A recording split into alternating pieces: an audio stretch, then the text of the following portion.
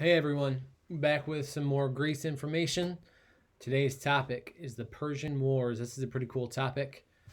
Starting off, Greece versus Persia. Greek city-states clashed with the Persian Empire in Asia Minor. If you take a look at this map real quick, I know it's kind of zoomed in, but you can see Greece on the left or the western side of this map. Basically, right across the Aegean Sea is going to be Asia Minor. The Greeks in that area actually were a part of the Persian Empire, so the Greeks wanted to rebel against the Persians.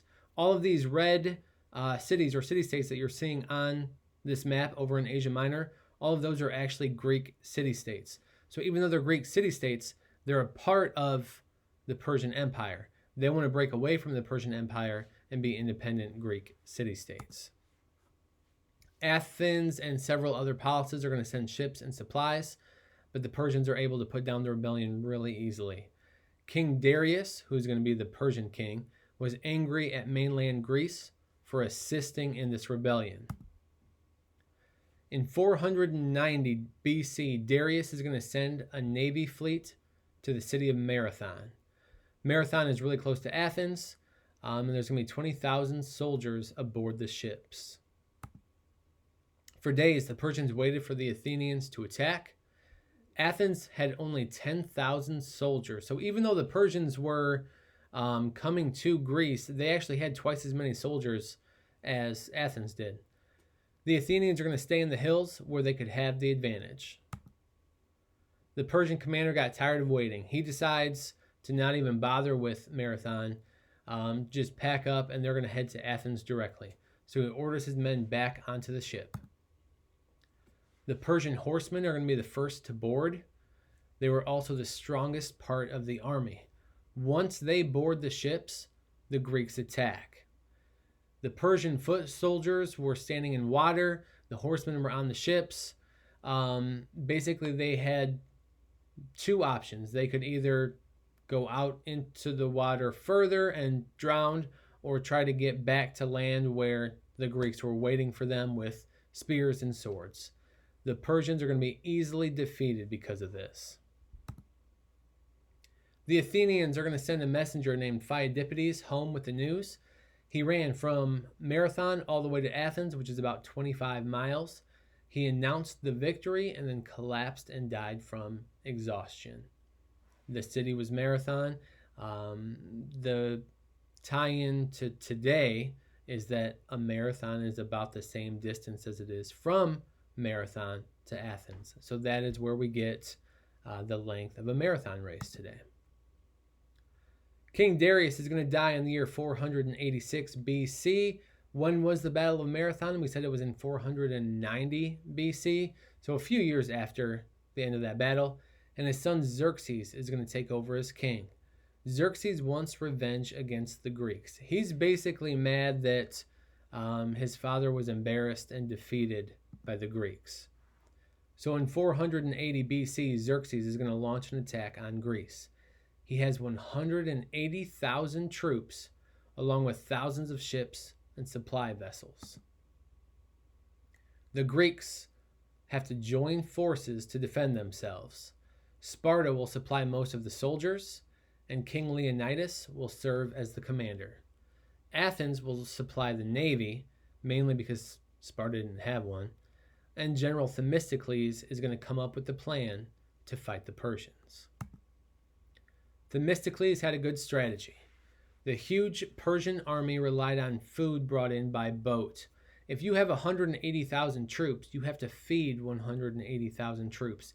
You can't just expect to pick berries and things like that, or even hunt for your food when you have that many people that you have to feed. So Persia had to bring in all of these supplies on ships. So Themistocles wanted to cut off the food supplies. He thought if you cut off the food supply, they either are going to starve or they're going to return home because they have to have food. The Greeks needed to stall the Persian army in order to get their navy ready. They decided the best place to do this was Thermopylae.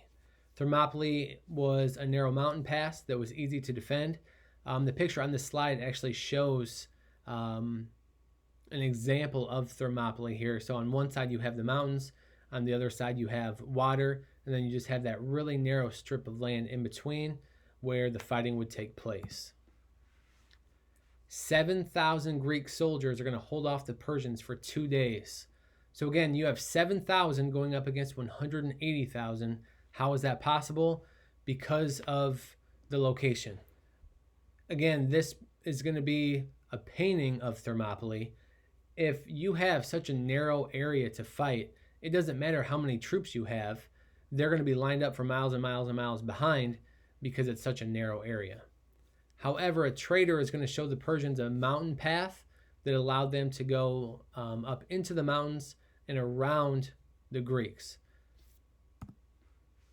Persia was now able to attack from both sides, in the front and from behind against the Greeks. Leonidas sends most of his troops to safety, but he and a few hundred soldiers are going to fight to the death.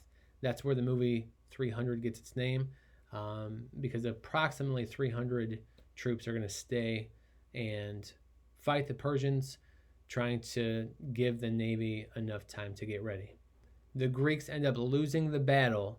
However, they succeeded in their mission, which was to stall long enough to get the navy ready. This leads to the Battle of Salamis. This is going to be a water battle. The Greek navy is going to attack the Persian navy at the Strait of Salamis.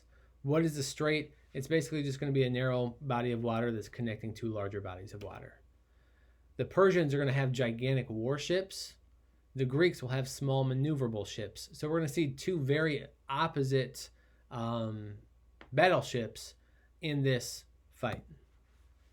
This is an image of the Strait of Salamis.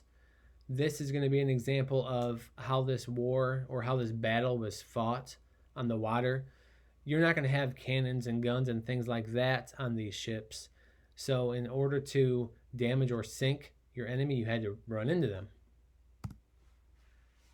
Persia had 3 ships for every one of Greece's. Xerxes expects this to be an easy victory. Obviously, if you have 3 times as many ships and your ships are larger, you're probably feeling pretty good about your chances. The Greeks decided that they were going to maneuver their ships to attack the Persian navy on 3 sides. This is a picture of Xerxes looking down over this battle. One thing to note here, Xerxes will never fight in any battles, like you're going to see Leonidas and some of the leaders of Greece do. Instead, he's going to try to watch as many of these as possible.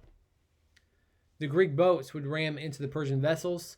And I found this on multiple different websites and multiple different sources that the Persians could not swim. I've not ever been able to find anything that explains why or anything that can verify that. So I can't say that with absolute certainty. But like I said, there are a variety of sources that said they could not swim. So obviously if their boats are capsizing and they're sinking, they're going to die because they're not going to be able to swim.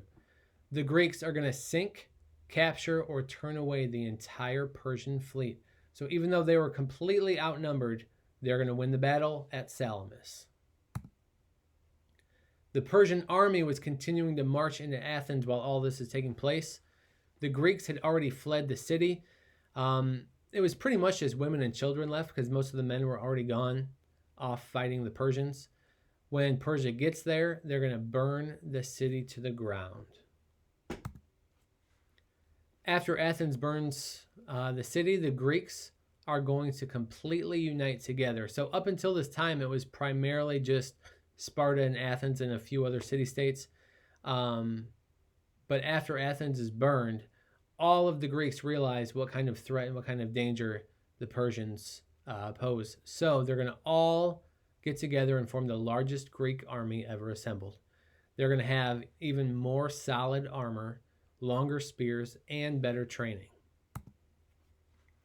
The unified troops are going to crush the remaining Persian army in the Battle of Plataea. Xerxes and his troops are going to retreat back to Asia, and this is going to bring an end to the Persian Wars. Greece helped to weaken the Persian Empire. The navy was pretty much gone just from the Battle of Salamis, along with some of the other battles as well, and the army had been embarrassed and diminished. The Persian Empire will last for 150 years after Xerxes. High taxes are going to upset the Persians. They had to have high taxes in order to try to collect money to rebuild the army and the navy. And 6 of the 9 leaders that are going to follow after Darius would either be murdered or killed in some type of battle because of a power struggle. That is it for the PowerPoint on the Persian Wars.